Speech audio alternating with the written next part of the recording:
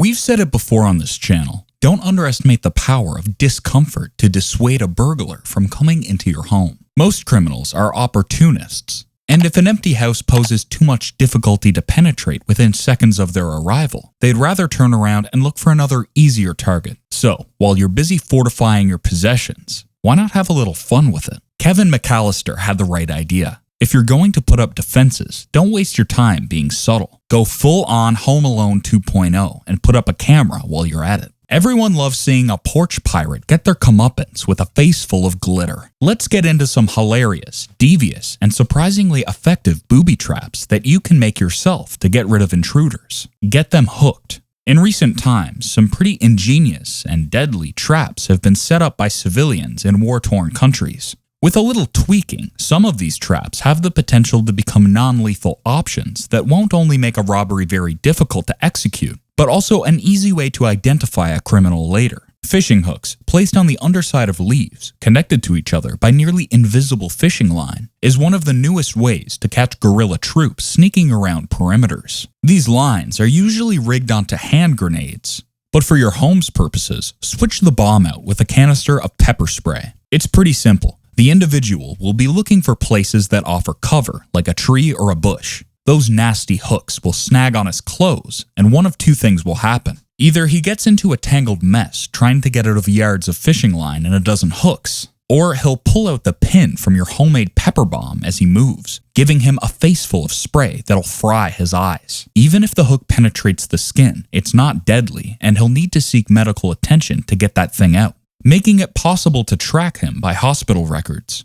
Booby Balloons. Rigging up balloons to your doors and cupboards is a genius, low-cost, and time-efficient way to scare the bejesus out of a cat burglar. Most criminals take what they can get from the drawers and countertops that are easy and quick to reach, and they're so good at what they do that you and your dog won't even realize they're there until they're gone. But a balloon bursting next to your ear when you open a cupboard door sounds like a gun blast up close. Seriously, this guy is going to soil himself in that instant, and the whole house will be woken up too. Instead of setting up every closet and every door, just focus on the entry points, the windows and the doors. All you need is a pin, some tape, and balloons, and maybe a few wet wipes to clean up the mess afterwards.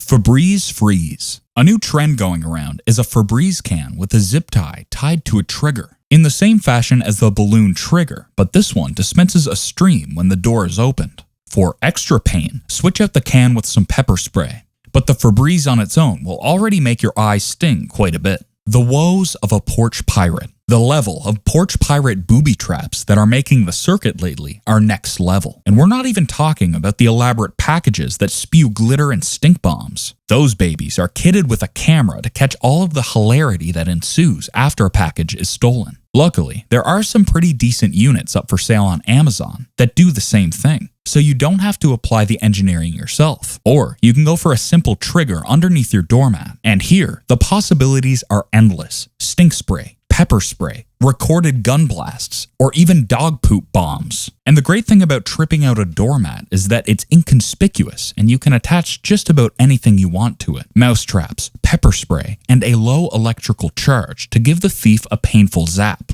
Or something completely painless and totally harmless like a gunshot recording, or a bucket full of water, or sour milk. The possibilities are endless. All that we ask is you invest in a doorbell cam and upload the shenanigans for the world to see. Get the crook's face out to the world and leave it to the masses to can themselves over the whole debacle. Cars and bicycles. If your problem isn't inside the home but outside where your car is parked, well, there are a few nifty tricks to try and keep your vehicle safe. Usually the car itself isn't stolen. Instead, it's a split-second heist where the window is busted open and they grab anything and everything in the glove compartment and under the seats. Every single time, and without fail, the crooks open the glove compartment. That's where the money and small electronics always are. You probably see where this is going. A simple trigger rigged to the compartment latch is all you need. But you don't want pepper spray, glitter, or sour milk in a vehicle that you still have to drive. Instead, rig it with a flashbang. There isn't a better place to deploy one. It's enclosed, cramped, and the guy who's hanging out of your window halfway isn't going to have anywhere to go when that thing goes off. It'll leave him deaf for a few days, and his eyes will be as red as his eardrums for even longer.